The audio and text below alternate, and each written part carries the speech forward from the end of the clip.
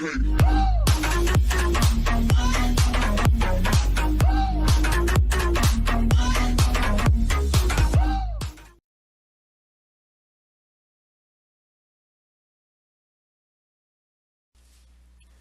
and welcome back to the 7th episode of How to Get Rich on Roblox. Today we're going to talk about how not to get scammed when working with clients. What we're doing now is like the initial trade-off when you first meet a client. If you look in the chat box, you can see what we're saying. But what we're going to do in this video is we're going to run through a few scenarios and how to correctly deal with them. For this video, I'm going to be the client and Exonator will be the seller. As you can see right now, he's just getting basic information and eventually he's going to ask me for my Discord. This is because Roblox tags most of the chat, so it's difficult to talk there. And Discord will save the records so you can go back and refer to them if you need to.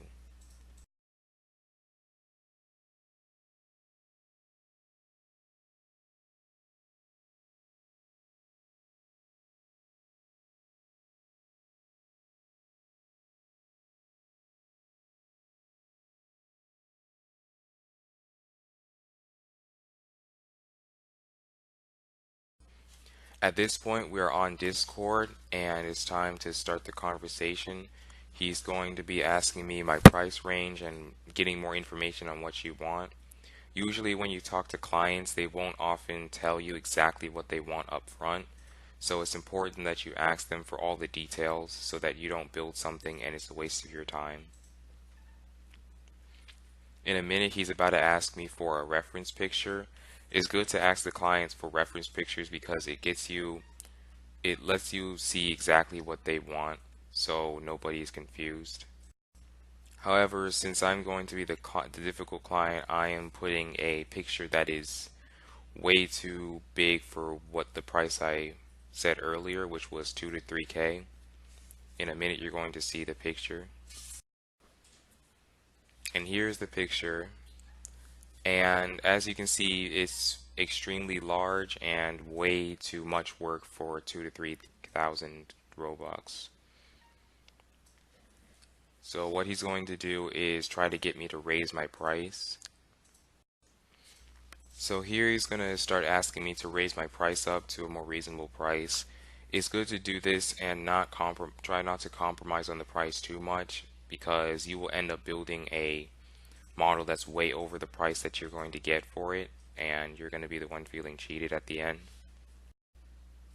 So here I raised the price by 200 Robux, which still is nowhere near enough. So he is asking me now how many Robux I have.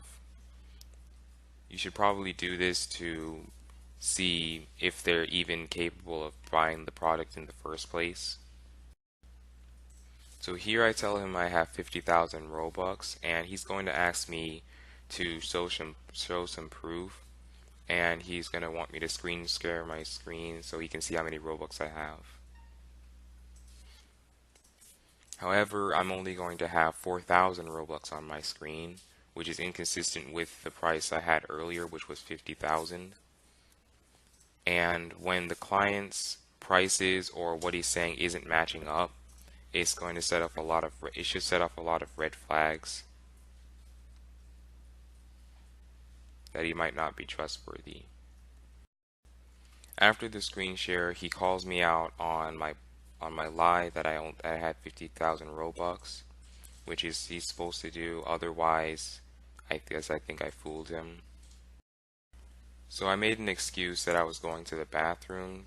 So here I'm coming back and saying that I have more Robux now. I'm also proposing that he gives me the model before I pay. Right here I'm making the lie that I got scammed. I say that I was supposed to be buying a hat for 100,000 Robux and he didn't give me the hat. However, we all know a hat isn't worth 100,000 Robux, so that one was an easy one to call out. Yeah, if a client is saying too many things that don't match up with what he said before, then it might be a good idea to drop him because he might not be very trustworthy or he might be wasting your time. Screen sharing them to make sure they have Robux and telling them to refresh their page is also important because you can use inspect element, which is what I do later to show that I have 500,000 Robux. Other things you should keep in mind when making transactions is that some people are able to steal from games, so they can uncopy lock the game and steal everything in it. So if at all possible, you want to let the client see the product in a picture instead of in a game. However, if you are trying to sell GFX, one thing that you can do to make sure nobody steals it is before you give it to them or show them the product, you take your logo, you make it half transparent, and you put it very large on the front of the picture. That way it's difficult to steal and they'll still be able to see what you made.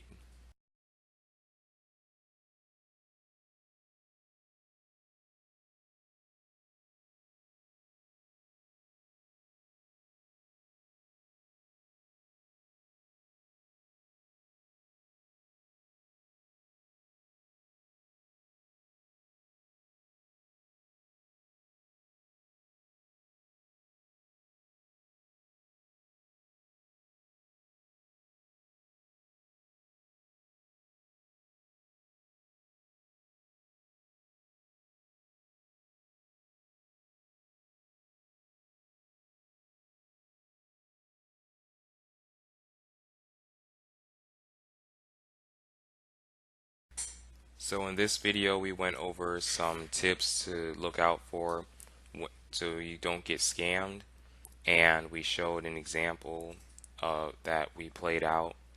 So I hope this was helpful, and make sure to like and subscribe if it was, and I'll see you in the next video. Thanks for watching.